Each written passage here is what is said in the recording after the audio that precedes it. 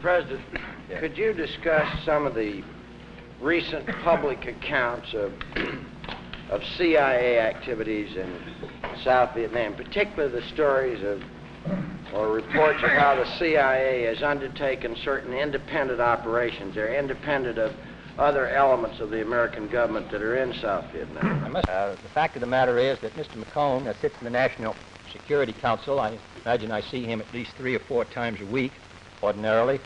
We have worked very closely together in the National Security Council in the last 2 months, attempting to meet the problems we faced in South Vietnam. I can find nothing, and I've looked through the record very carefully over the last 9 months, and I could go back further to indicate that the CIA has done anything but support policy. It does not create policy. It attempts to execute it in those areas where it has competence and responsibility. I know that the transfer of Mr. John Richardson, who's a very dedicated public servant, has led to surmises, but I can just assure you flatly that the CIA has not carried out independent activities, but has operated under close control of the Director of Central Intelligence, operating with the cooperation of the National Security Council and under my instructions.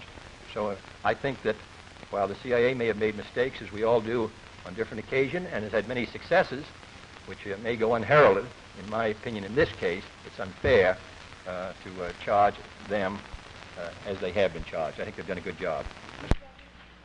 Former head of the CIA, Alan Dulles, says in an interview in the Journal American today that reports of disputes between the CIA and the State Department and various branches of the government in South Vietnam have arisen because, quote, of a lack of a clear-cut operational policy in Washington.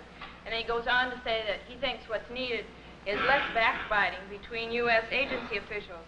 In view of the defense you just gave of CIA, would you care to agree with Dulles' charge or contest it? I'd agree with the last part of it, that the agencies, as we all know, we're faced with a very difficult problem in South Vietnam, which you're all familiar with, both in the military and the political side. Men have different views about what actions we should take, and they talk to members of the press, to all of you, in Saigon, here in Washington.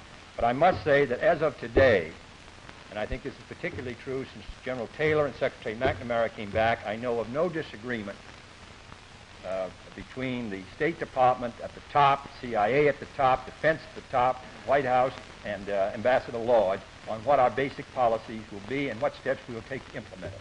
Now, if down below there's disagreement, I think in part it will be because they're not wholly informed of what actions we're taking.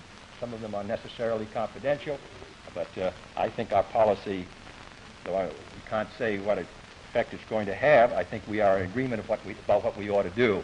I would think that Saigon and personnel in the various agencies should support that policy, because that's the policy we're going to carry out for a while. Yes. Mr.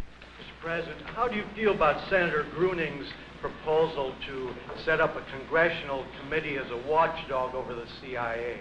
I think the present committee, there's one in both the House and Senate, which maintains very close liaison with the CIA, is best, considering the sensitive nature of the Central Intelligence Agency's work.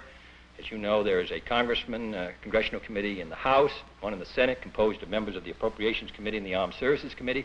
They meet frequently with Mr. McCone. He also testifies before the Foreign Relations Committee of the House and Senate and the General Armed Services Committee, and I think the Congress has, through that organization, means of keeping a liaison with them. In addition, I have an advisory council, which was headed by Dr. Killian formerly. Now Mr. Clark Clifford includes Jimmy Doolittle and others, Robert Murphy, who also serve as an advisory committee to me on the work of the intelligence community. I'm well satisfied with the present arrangement. Yes.